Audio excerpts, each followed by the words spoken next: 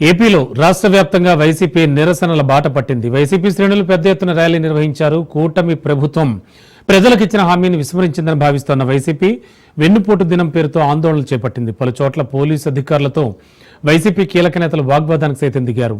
ఏడాది గడుస్తున్నా కూటమి ప్రభుత్వం ఇచ్చిన హామీలను అమలు చేయలేదని విమర్శించారు. హామీలను విస్మరించి కాలయాపన చేస్తున్నారని వైసీపీ నేతలు ఫైర్ అయ్యారు. ఏమో పథకాలు ఇవ్వటానికి అప్పులు లేవంటాడు. ఆఖరికి చదువుకునేటువంటి పేద వర్గాలకి ఆ కులం ఈ కులం లేదు, ఏ కులమైనా పేద విద్యార్థికి సంవత్సర కాలంగా ఒక నయా పైసా ఫీజు రీయింబర్స్మెంట్ కాలేజీల్లో చెల్లించకపోవటం వల్ల ఇవాళ కాలేజీ యాజమాన్యాలన్నీ అమ్మా నాన్నల్ని వేధించి తల తాకట్టు పెట్టైనా నువ్వు ఫీజు కట్టమని చెప్పి ఒత్తిడి చేసి పరీక్షలు రాయనివ్వకపోతే మాట్లాడేవాడు ఒక్కళ్ళేడు. పవన్ కళ్యాణ్ మాట్లాడు, చంద్రబాబు మాట్లాడు, విద్యాశాఖ మంత్రి లోకేష్ కూడా నోరిప్పే పరిస్థితి లేదు. ఇవాళ వీళ్ళు దండుకు తింటం తప్పితే జనం సొమ్ముని దండుకోవటం, హైదరాబాద్ వెళ్ళి దాచుకుంటాకి ప్రత్యేక విమానాల్లో వెళ్తాం తప్పితే ఒక్కడంటే ఒక్కడు కూడా జనం కోసం ఆలోచించేటువంటి లేడు. ఒక్కడు లేకపోవటం, బ్రాందీ వ్యాపారంలో ఈ చెయ్యట్టని ఒక ఎమ్మెల్యే ఉన్నాడా అంటే ఎవడు ఒక్కడు కూడా, ఆఖరికి ఈ ఎమ్మెల్యేతో సహా ఎవడు బ్రాందీ వ్యాపారం వాసన చూడకుండా ఒక్కడు లేకపోవటం అనేది మన దౌర్భాగ్యం. ప్రతి నియోజకవర్గంలో కూడా కూటమి ప్రభుత్వాన్ని ప్రొటెస్ట్ చేస్తూ ఇచ్చినటువంటి హామీలని మాటల మీద నిలబడి ప్రజలకు న్యాయం చేయమని క్వశ్చన్ చేస్తూ ఏదైతే సూపర్ 6, సూపర్ 7 అన్నారో ఏడాది పాలనలోనే సూపర్ 6 డక్అవుట్ అయింది. ఏడాది పాలనలోనే సూపర్ 6 సింగిల్ రన్స్ కూడా తీయట్లేదు. ఏడాది పాలనలోనే కూటమి ప్రభుత్వం జనాల్లో ఫేడ్ అవుట్ అయిందని చెప్పి స్పష్టంగా అర్థమవుతుంది. దానికి ఇంతమంది జనం వచ్చి ఈ కార్యక్రమాన్ని ఈరోజు ఈ వెన్నుపోటు దినాన్ని అండగా నిలబడి ప్రొటెస్ట్ చేస్తూ రోడ్డెక్కారంటేనే స్పష్టంగా ఈ రోజు ఈ కూటమి ప్రభుత్వ పరిస్థితి, ఈ కూటమి ప్రభుత్వం యొక్క పాలన పరిస్థితి ఏంటనేది ఈరోజు అర్థమవుతా ఉంది. నాయకులు డిప్యూటీ సీఎం కు ఒక హెలికాప్టర్, ఒక విమానం, లోకేష్ గారికి ఒక హెలికాప్టర్, ఒక విమానం, సీఎం గారికి ఒక హెలికాప్టర్, ఒక విమానం. మీరు ఏం చేస్తా ఉన్నారు ఈ విమానాలతో, హెలికాప్టర్లతో? అంటే సాయంత్రం హైదరాబాద్ పోవడం, పొద్దునే మళ్ళా విజయవాడకు రావడం. ఈ కార్యక్రమాలకంతా కూడా ఇంత విలాసవంతమైన జీవితాన్ని, ప్రజలకు అందించాల్సిన సంక్షేమ పథకాలన్నీ పక్కన పెట్టి మీరు ఈ విలాసవంతమైన జీవితాన్ని గడుపుతా ఉన్నారంటే మీకు ఏ పార్టీ ఆలోచన ఉంది ప్రజలకు మంచి చేయాలని, ఏ పార్టీ ఆలోచన ఉంది మీరు చెప్పిన మాటలన్నీ నెరవేర్చాలని? ఏది కూడా లేకుండా ఈ విధంగా రాష్ట్ర ప్రజలందరినీ కూడా మోసం చేసి ఏదైతే రామారావు గారిని ఆ రోజుల్లో వెన్నుపోటు పొడిచి ముఖ్యమంత్రి అయ్యాడు, ఈ రోజు ఈ రాష్ట్ర ప్రజలందరినీ కూడా వెన్నుపోటు పొడిచి ఈ 1 సంవత్సరం కాలం ముఖ్యమంత్రిగా కాలం గడిపేదే కాకుండా రాబోయే రోజుల్లో కూడా ఏ హామీలు కూడా నెరవేర్చరా అనేది మనం ఒకసారి 1 సంవత్సరం రోజుల పరిపాలన చూస్తే తప్పకుండా నెరవేర్చరనే భావన మన అందరికీ కూడా కలుగుతా ఉందని కూడా మీకు మనవి చేస్తా ఉన్నాను. చాలా నిర్బంధాలు, ఒత్తిడులు, పోలీసుల బెదిరింపుల మధ్యన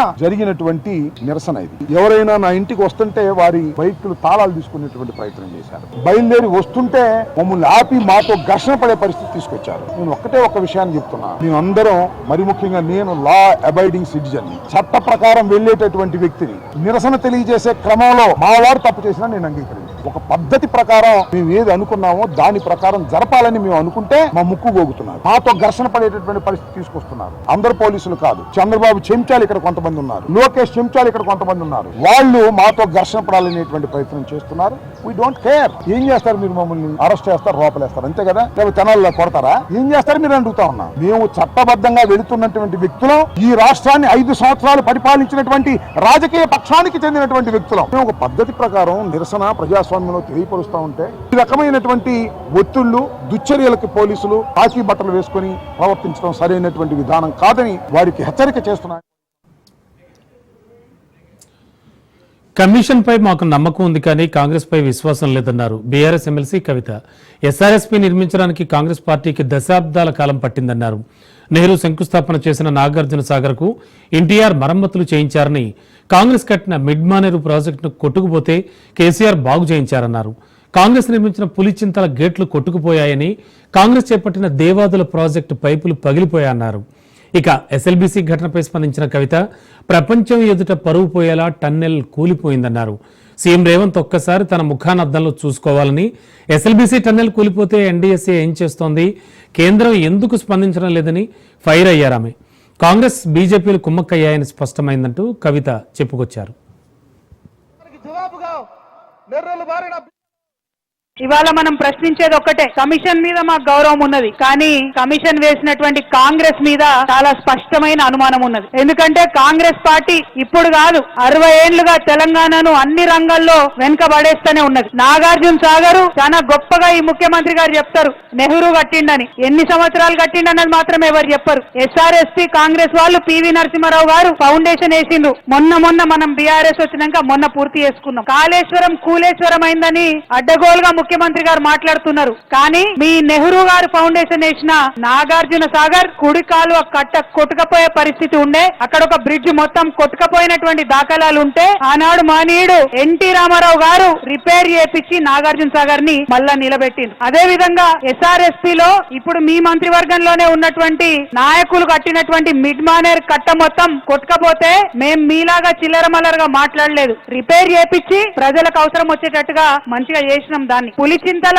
నల్లగొండలో గేట్లు కొట్టుకపోయినాయి. ఇప్పుడు ఇరిగేషన్ మంత్రి గారు ఉత్తమ్ కుమార్ రెడ్డి గారు, కోమటిరెడ్డి వెంకటరెడ్డి గారు ఉన్నటువంటి జిల్లాలో మీరు మహా గొప్ప కాంగ్రెస్ పార్టీ పులిచింతల ప్రాజెక్టు కడితే గేట్లు కొట్టుకపోయినాయి. ఆనాడు తెలంగాణ ఉద్యమంలో ఒకటే కోరినాం, మేము రిపేర్ చేయండి, రైతులకు నీళ్ళు ఇవ్వండి అన్నం తప్పితే మీలాగా వంకర మాటలు మాట్లాడలే. ఆ టన్నల్ కూలి 8 మంది చనిపోతే జవాబిచ్చిండ్రు ఆ ముఖ్యమంత్రి గారు. మీరు కేసీఆర్ గారిని కాళేశ్వరం మీద మాట్లాడే ముందు ఒక్కసారి తమ అద్దంలో తమ మొహం చూసుకోవాలని ముఖ్యమంత్రి గారిని నేను డిమాండ్ చేస్తా ఉన్నాను. ఇవాళ నుంచి నెల రోజుల తర్వాత ఈ 2 జాతీయ పార్టీలు కార్యాచరణ తీసుకోకపోతే గోదావరిని కాపాడుకోవడానికి మళ్ళా ఒకసారి జాగృతి తప్పకుండా ఉద్యమం చేస్తుంది. తప్పకుండా కేంద్ర రాష్ట్ర ప్రభుత్వాల మీద ఉద్యమం చేసి మన హక్కైనటువంటి గోదావరి నీళ్లను మన పొలాలకు మళ్లించడానికి మరొక ఉద్యమం చేపడతామని ఈ సందర్భంగా తెలియజేస్తూ,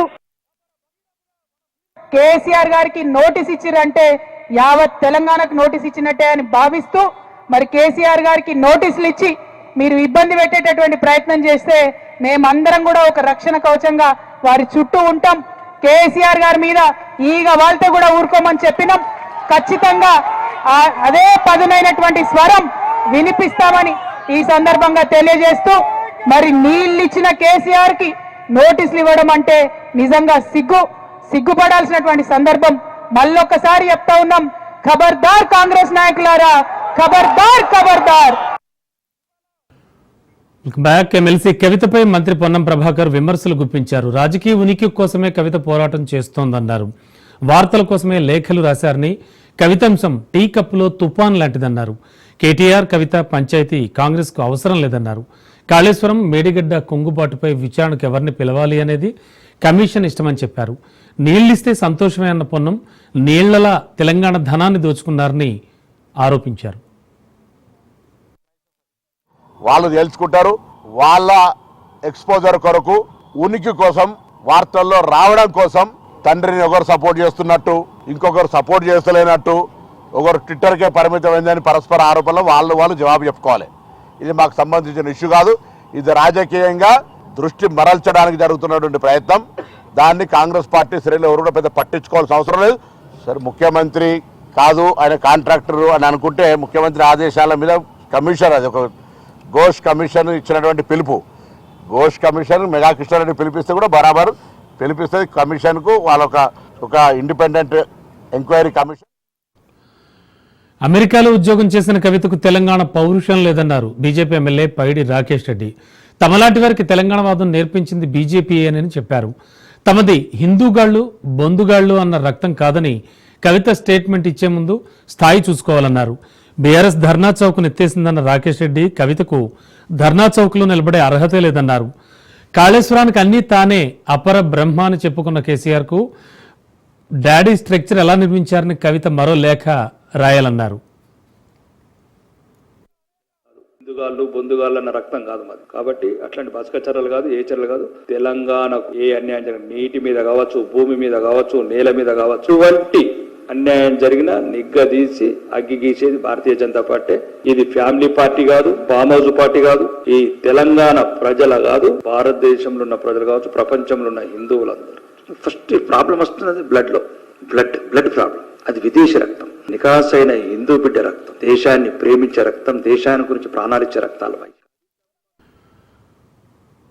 రాష్ట్ర ప్రభుత్వం రైతు బంధు కింద ఎకరాకు 18,000 రూపాయలు రైతులకు బకాయి పడిందన్నారు మాజీ మంత్రి హరీష్ రావు. 48 గంటలు కాదు 48 రోజులు గడిచినా రైతులకు వడ్ల కొనుగోలు డబ్బులు రాలేదని నిప్పులు చెరిగారు. జొన్నల కొనుగోలు జరిగి 2 నెలలు గడిచినా ఒక్క రూపాయి కూడా రైతులకు ఈ ప్రభుత్వం చెల్లించలేదని ఫైర్ అయ్యారు. అటు వేములవాడ దేవాలయంలో కోడెల మరణం తెలంగాణకే అరిష్టం అంటున్నారు మాజీ మంత్రి హరీష్ రావు. కోడెలను కాపాడడం కాంగ్రెస్ ప్రభుత్వానికి చేత కాకపోతే బీఆర్ఎస్కి సంరక్షణ బాధ్యతలు అప్పగిస్తే తాము కాపాడుకుంటా ఉంటున్నారు. చనిపోతున్నా కూడా ప్రభుత్వంలో కనీసం చలనం లేదు, ప్రభుత్వం పట్టించుకోవడం లేదు. ఒక వారం రోజుల్లో 26 కోడెలు మరణించాయి. మరికొన్ని కోడెలు అనారోగ్యం పాలై చావు బతుకుల్లో కొట్టుమిట్టాడుతా ఉన్నాయి. అయినా ప్రభుత్వం వాటిని రక్షించే ప్రయత్నం కూడా ఈ రోజు చేయడం లేదు. రేవంత్ రెడ్డి గారు ఇప్పటికే దేవుడి మీద ఒట్టు పెట్టి 15 ఆగస్టు కల్లా రుణమాఫీ చేస్తానని చెప్పి మాట తప్పడం వల్ల ఇవాళ తెలంగాణకు శాపంగా మారింది. దేవుడి మీద ఒట్టు పెట్టి మాట తప్పితే అది శాపంగా మారింది.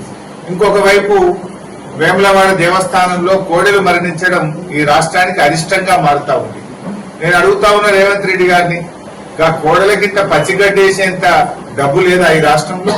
ఇంత కుడిది పెట్టి ఇంత గడ్డేసే సామర్థ్యం లేకుండా పోయిందా? ఎందుకు వేములవాడ దేవాలయం మీద మీరు శీతకన్ను ప్రదర్శిస్తా ఉన్నారు?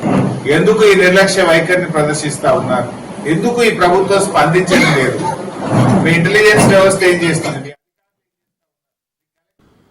కాంగ్రెస్ ఎమ్మెల్యేలకు మీనాక్షి నటరాజన్ క్లాస్ తీసుకున్నారు. నాయకుల తీరుపై ఆగ్రహం వ్యక్తం చేశారు. మండల అధ్యక్షుల ఎంపికలో అలసత్వంగా వ్యవహరించడం పట్ల మండిపడ్డారు. పాలమూరు జిల్లాకు చెందిన 2 ఎమ్మెల్యేలకు ఫోన్ చేసి మరీ మీనాక్షి నటరాజన్ సీరియస్ అయ్యారు. ఓ ఎంపీపై కూడా ఆగ్రహం వ్యక్తం చేసినట్లుగా సమాచారం. గాంధీభవన్లో సమీక్ష సమావేశం నిర్వహించారు. అయితే మండలాధ్యక్షులుగా కొందరు పేర్లు తీసుకోవాలని నేతలు సూచించారు. మీరు సూచనలు చేయొద్దు, పైరవీలు చేయొద్దు అంటూ రాష్ట్ర కాంగ్రెస్ ఇన్ఛార్జ్ మీనాక్షి క్లాస్ తీసుకున్నారు. జిల్లాల్లో నేతల మధ్య విభేదాల రిపోర్టును పరిశీలకుల ముందు పెట్టిన మీనాక్షి నటరాజన్ మీ రిపోర్టులో ఈ అంశాలు ఎందుకు లేవని ఆగ్రహం వ్యక్తం చేశారు.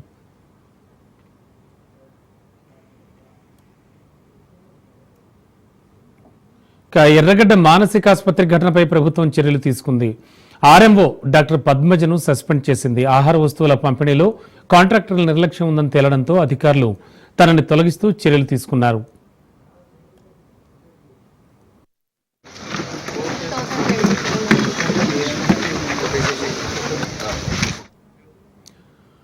మంత్రి దామోదర రాజనరసింహ ఎర్రగడ్డ మానసిక ఆసుపత్రిని పరిశీలించారు. రోగులు అస్వస్థతకు గురైన ఘటనపై ఆరా తీశారు. ఆసుపత్రి సూపరింటెండెంట్పై ఆగ్రహం వ్యక్తం చేశారు. ఆసుపత్రిలో ఫుడ్ పాయిజన్ వల్ల 92 మంది రోగులు ఇబ్బంది పడినట్లు చెప్పారు. 18 మందికి ఉస్మానియాలో చికిత్స జరుగుతోందన్నారు. డైట్ చూసుకునే కాంట్రాక్టర్ పనితీరు బాగోలేదన్నారు ఆయన.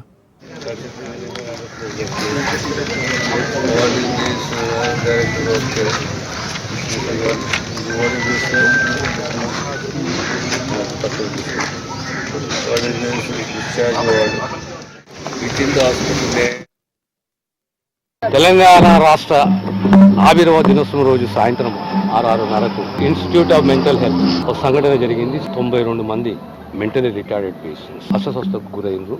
ఈ ఇన్స్టిట్యూట్ లో ఇంటేక్ బెడ్స్ 600, 8 వార్డ్స్. ప్రస్తుతం ఉన్న పేషెంట్స్ సంఖ్య 318. ఇందులో 92 మంది ఎఫెక్ట్ అయ్యారు. ఎఫెక్ట్ అయిన వారిని తక్షణమే 18 మందిని ఓజీహెచ్కు ఉస్మానియా జనరల్ హాస్పిటల్ తరలించడం జరిగింది. 74 మందిని ప్రత్యేకంగా ఉస్మానియా జనరల్ హాస్పిటల్ టీమ్సే కానీ, గాంధీ హాస్పిటల్ టీమ్సే కానీ, వైద్య విధాన పరిస్థితికి సంబంధించిన వైద్య సేవకులే కానీ, డాక్టర్సే కానీ ఇలా ఒక 6 బృందాలుగా ఏర్పాటు చేసి స్పెషల్ కేర్ తీసుకోవాలి విధంగా. ఇది ఏదైతే సంఘటన జరిగింది చాలా బాధాకరమైన విషయం. ఎంక్వైరీ కమిటీ కూడా ఇవ్వడం జరిగింది. ప్లీనరీ ఎంక్వైరీ జరుగుతున్నది. దీనిపైన ఏదైతే ఫ్యాక్ట్స్ ఫైండ్ చేసి ఎవరైతే ఇన్వాల్వ్మెంట్ ఉన్నారో, ఎవరైతే సప్లై చేస్తారో, జైపాల్ అనే వ్యక్తిని సప్లై చేస్తున్నారని తెలిసింది. ఇమీడియట్లీ దాంట్లో ఫ్యాక్ట్స్ ఫైండ్ అవుట్ చేసి ఏమాత్రం తప్పు ఉంటే కూడా మంత్రి గారు ఆల్రెడీ ఆదేశం ఇవ్వడం జరిగింది. వాళ్ళ కాంట్రాక్ట్ ని కూడా ఎక్కడికైనా టర్మినేట్ చేయడానికి కూడా ఆల్రెడీ గవర్నమెంట్ తరఫున కూడా ఆదేశాలు ఇవ్వడం జరిగింది. మనమందరం కూడా ఎవరైతే ఎఫెక్టెడ్ ఉన్నారో అందరూ కూడా జల్దీ క్యూర్ కావాలని కూడా ప్రే చేసుకుందాం. సో దాంతో పాటు శాంపిల్స్ పంపించామండి, stool samples and water samples. ఇంకా అవి రిపోర్ట్స్ రాగానే చెప్తాము. వెంటనే ఇన్ఫర్మేషన్ మేము అందరికీ పాస్ చేసాము. హైయర్ అఫీషియల్స్ వెంటనే టీమ్స్ వచ్చాయి. పేషెంట్స్ని మానిటర్ చేస్తూనే ఉన్నాము. ఇమీడియట్గా రెస్పాండ్ అయ్యాము. టీమ్స్ 6 టీమ్స్ ఇక్కడ వచ్చాయి, medical teams from Osmania and Gandhi hospital. వాళ్ళందరూ పేషెంట్స్ ని మానిటర్ రాత్రి అంతా చేస్తూనే ఉన్నారు. కొంచెం సిక్ ఉన్నా కానీ ఉస్మానియాకి రిఫర్ చేశాము. ఫస్ట్ ఏపీ కేబినెట్ కీలక నిర్ణయం తీసుకుంది. పలు అభివృద్ధి పనులకు రాష్ట్ర సర్కార్ శ్రీకారం చుట్టింది. సంక్షేమ పథకాలను జనంలోకి తీసుకెళ్లాలని సీఎం చంద్రబాబు మంత్రులకు సూచించారు. రక్షిత మంచినీటి కోసం శ్రీకాకుళం జిల్లా ఉద్దానంకు 5.75 కోట్లు ఖర్చు చేసినట్లు చెప్పారు. కుప్పంలో 8.22 కోట్ల వైబిలిటీ గ్యాప్ ఫండ్ విడుదలకు కేబినెట్ ఆమోదం తెలిపింది. 248 కానిస్టేబుళ్లను హెడ్ కానిస్టేబుల్స్గా పదోన్నతి ప్రతిపాదనకు, వైఎస్ఆర్ జిల్లా పేరును వైఎస్ఆర్ కడప జిల్లాగా మార్చే జీవోకు ఆమోదం తెలిపింది. అలాగే పలు సంస్థలకు భూ కేటాయింపులు, రాయితీలకు ఏపీ ప్రభుత్వం గ్రీన్ సిగ్నల్ ఇచ్చింది. పరిశ్రమలకు సంబంధించి 2025 చట్టంలో పలు నిబంధనల సవరణలకు మంత్రివర్గం ఆమోదం తెలిపింది.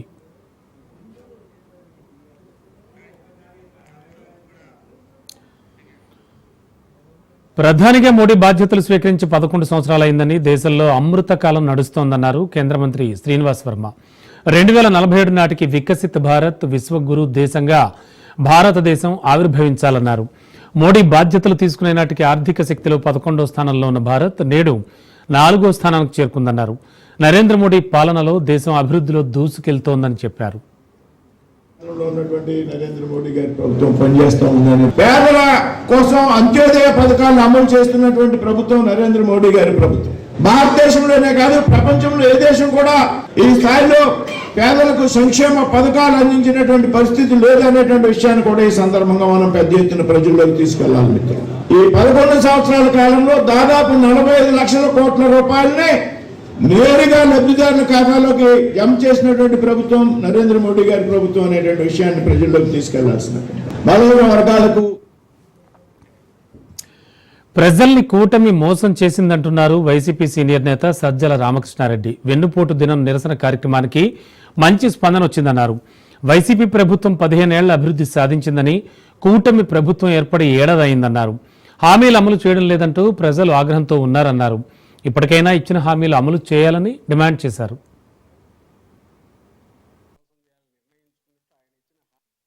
కూటమి పేరుతో 3 పార్టీలను కూడగట్టుకొని ఎలాగో అమలు చేయనని ముందే తెలిసిన హామీలను హోరెత్తించి ఇంకా అన్ని రకాలుగా అన్ని శక్తులు కూడగట్టుకొని అందరినీ ఏకం చేసుకొని ప్రజలను మోసం చేసి అని ఎందుకంటున్నానంటే, అప్పటికే మోసం చేయాలని నిర్ణయించుకున్నట్టు ఆయన ఇచ్చిన హామీలను బట్టే అర్థమవుతుంది. ఆ భ్రమలో ప్రజలు ఈ రోజు ఓటు వేస్తే ఆ 3 పార్టీల కూటమి గెలిచిన రోజు. కానీ ఏడాదిలోనే ఎంత వ్యతిరేకత ఈ కూటమి ప్రభుత్వం, చంద్రబాబు నాయుడు గారు ముఖ్యంగా, ఎందుకంటే దాని మొత్తం ఫేస్ అంతా. అబద్ధపు హామీలతో అధికారంలోకి వచ్చిన కూటమి ప్రభుత్వం ప్రజలను నట్టేట ముంచిందని మాజీ మంత్రి రోజా మండిపడ్డారు. కేవలం కక్ష సాధింపు చర్యలతో వైసీపీ నేతలను అరెస్టులు చేసి ఇబ్బందులకు గురిచేస్తోందని మండిపడ్డారు. ఈ ప్రభుత్వానికి పోయే కాలం వచ్చిందని రోజా ఆగ్రహం వ్యక్తం చేశారు. నగరిలో వైసీపీ పార్టీ శ్రేణులతో వెన్నుపోటు దినం కార్యక్రమంలో భాగంగా భారీ ర్యాలీ నిర్వహించారు. వినూత్నంగా 2 చెవుల్లో 2 పూలు పెట్టుకుని నిరసనకు దిగారు. ప్రజల చెవుల్లో చంద్రబాబు పెద్ద బంతిపూలు పెట్టారని విమర్శించారు. ఈ కూటమి ప్రభుత్వం ప్రజలకి వెన్నుపోటు పొడిచి సంవత్సరం అవుతుందో, ఈ జూన్ 4ని వెన్నుపోటు దినంగా మా నాయకుడు జగన్మోహన్ రెడ్డి గారు అనౌన్స్ చేయడమే కాకుండా ఈ రోజు రాష్ట్ర వ్యాప్తంగా ప్రజలకి అండగా ర్యాలీలు చేసి అఫీషియల్స్ కి మెమరాండం ఇచ్చి అది ప్రభుత్వానికి అందజేసి వాళ్ళు ఇచ్చిన హామీలని, వాళ్ళ మేనిఫెస్టోని నెరవేర్చమని డిమాండ్ చేస్తున్నాం. అవి నెరవేర్చకపోతే వదిలే ప్రసక్తి లేదు అని కూడా ఈ సందర్భంగా హెచ్చరిస్తున్నాం. చంద్రబాబు నాయుడు ఏరు దాటక ముందు ఏటి మల్లన్న, ఏరు దాటాక బోడి మల్లన్న చందంగా పరిపాలించిన విధానం మనకు తెలుసు. కానీ ఈ రాష్ట్ర రాజకీయాలను మలుపు తిప్పిన యువగళం పాదయాత్రపై రూపొందించిన పుస్తకాన్ని యువనేత నారా లోకేష్ డిప్యూటీ సీఎం పవన్ కళ్యాణ్కి అందించారు. కేబినెట్ సమావేశం సందర్భంగా రాష్ట్ర సచివాలయంలో పుస్తక ప్రతిని పవన్తో పాటు ఇతర మంత్రులకు లోకేష్ అందజేశారు. నాటి రాక్షస పాలనపై ప్రజలను చైతన్యవంతం చేయడంలో యువగళం పాదయాత్ర సఫలీకృతమైందన్నారు. ఆనాటి అనుభవాలను కళ్లకు కట్టినట్టుగా పుస్తక రూపంలో తేవడంపై లోకేష్ను ప్రశంసించారు. ఈ రోజుకి అరాచక పాలన అంతమై ఏడాది పూర్తయిందని, గత ప్రభుత్వ పాలన పీడ కలను ఇప్పటికీ జనం మర్చిపోలేదన్నారు. యువగళం పాదయాత్ర నాటి అనుభవాలను ఈ సందర్భంగా యువనేత లోకేష్ పవన్ కళ్యాణ్తో పంచుకున్నారు. ఇక తిరుమల లడ్డు తయారీకి వినియోగించే కల్తీ నెయ్యి కేసులో కీలక పరిణామం చోటు చేసుకుంది. టీటీడీ మాజీ చైర్మన్ వైవి సుబ్బారెడ్డి అనుచరుడు పిఏ అప్పన్నకు సిట్ నోటీసులు ఇచ్చింది. 3 రోజులుగా అప్పన్నను సిట్ అధికారులు ప్రశ్నిస్తున్నారు. అప్పన్న సహా మరో 6గురిని సిట్ విచారిస్తోంది. మరోవైపు త్వరలో టీటీడీ మాజీ చైర్మన్ వైవి సుబ్బారెడ్డి, మాజీ ఈవో ధర్మారెడ్డికి కూడా నోటీసులు ఇచ్చే అవకాశం కనిపిస్తోంది. ప్రస్తుత టీటీడీ ఈవో శ్యామలరావు ఇతర అధికారులకు నోటీసులు ఇచ్చి విచారించనున్నారు. ఇక త్వరలో లడ్డూ కల్తీ నిందితులను అరెస్ట్ చేసే అవకాశం కూడా ఉంది. ఇందుకు సంబంధించి ఇప్పటికే ఛార్జ్ షీట్ దాఖలు చేశారు అధికారులు.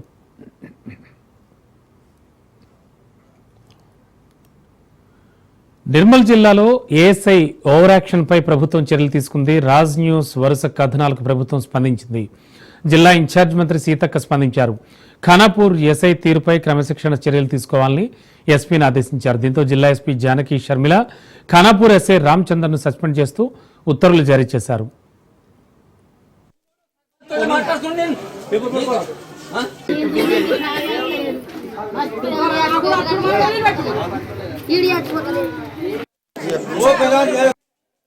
పాత ఎల్లాపూర్ ఖానాపూర్ మండలంలోని పాత ఎల్లాపూర్ విలేజ్ లో భూభారతి సదస్సులో తహసీల్దార్ గారితో కొంచెం వాగ్వివాదం చేస్తున్న రైతుని తహసీల్దార్ అక్కడ నుంచి బయటకు పంపించివేయడం అని చెప్పడంతో ఏఎస్ఐ రామచందర్ ఆ రైతుతో చాలా దురుసుగా ప్రవర్తించారు. ఆయన మెడపట్టి గెంటడం జరిగింది. దీన్ని కోసము చూసిన జిల్లా ఇన్ఛార్జ్ మినిస్టర్ గారు ఇతని మీద క్రమశిక్షణ చర్యలు తీసుకోవాలని వెంటనే మా ఉన్నతాధికారులు కూడా దీని మీద వెంటనే దర్యాప్తు చేపట్టి ఇతన్ని సస్పెండ్ చేయడం జరిగింది.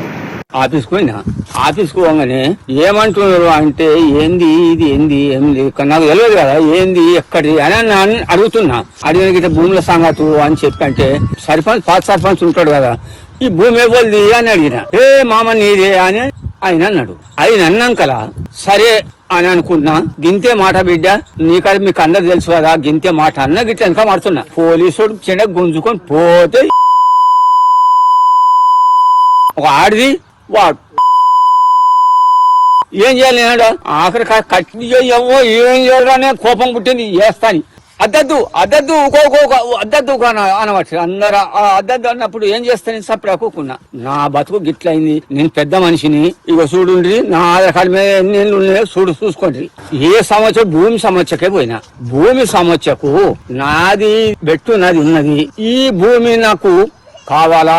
గ్రామ శివార్లోని సర్వే నెంబర్ 5లో తాత పేరు మీద 3 ఎకరాల బిట్టుండి ఈ యొక్క 3 ఎకరాల భూమి నుండి 1 ఎకరం మా వాళ్ళు అమ్మేసిండ్రు. క్యాండిడేట్ అమ్మేసి ఎకరానికి మాత్రం సంతకాలు పెట్టిండ్రు. ఇది వాస్తవం. ఎకరానికి సంతకాలు పెట్టి ఇక వాళ్ళకి చదువు లేదు శాస్త్రం లేదు సంతకాలు పెట్టించుకున్నారు. విఆర్ఓ ఆర్ఐ వీళ్ళంతా. ఇండియన్ ఆర్మీపై అనుచిత వ్యాఖ్యలు చేయడం తగదని కాంగ్రెస్ అగ్రనేత రాహుల్ గాంధీపై అలహాబాద్ హైకోర్టు ఆగ్రహం వ్యక్తం చేసింది. 2022లో భారత్ జోడో యాత్ర సందర్భంగా రాహుల్ చేసిన కామెంట్లకు సంబంధించి లక్నో కోర్టు సమన్లు జారీ చేసింది. ఆ ఉత్తర్వులకు వ్యతిరేకంగా కాంగ్రెస్ దాఖలు చేసిన పిటిషన్ను జస్టిస్ సుభాష్ విద్యార్థితో కూడిన సింగిల్ బెంచ్ ధర్మాసనం విచారించింది. రాహుల్ పిటిషన్ ధర్మాసనం తోసిపుచ్చింది. వాక్ స్వాతంత్ర్యం హక్కులో ఏ వ్యక్తికైనా సైన్యానికైనా పరువు నష్టం కలిగించే ప్రకటనలు చేసే స్వేచ్ఛ లేదని స్పష్టం చేసింది. భవిష్యత్తులో సైన్యం గురించి అనుచిత వ్యాఖ్యలు చేయవద్దని రాహుల్ గాంధీని హెచ్చరించింది. ఇదిలా ఉంటే 2022లో భారత్ జోడో యాత్రలో చైనా సైనికులు అరుణాచల్ ప్రదేశ్లో భారత ఆర్మీపై దాడులు చేస్తున్నారు. సైనికులను కొడుతున్నారు. చైనా 2000 కిలోమీటర్ల భారత భూభాగాన్ని ఆక్రమించి 20 మంది భారత సైనికులను చంపేసింది అంటూ రాహుల్ వ్యాఖ్యానించారు. ఈ వ్యాఖ్యలపై లక్నోలోని ఓ కోర్టులో ఉదయ్ శంకర్ శ్రీవాస్తవ అనే వ్యక్తి ఫిర్యాదు చేశాడు. దీంతో కోర్టు రాహుల్కు సమన్లు జారీ చేసింది. భావ ప్రకటన స్వేచ్ఛ పేరుతో హద్దులు మేరొద్దన్న అలహాబాద్ హైకోర్టు భవిష్యత్తులో సైన్యంపై అనుచిత వ్యాఖ్యలు చేయొద్దని రాహుల్ గాంధీని హెచ్చరించింది.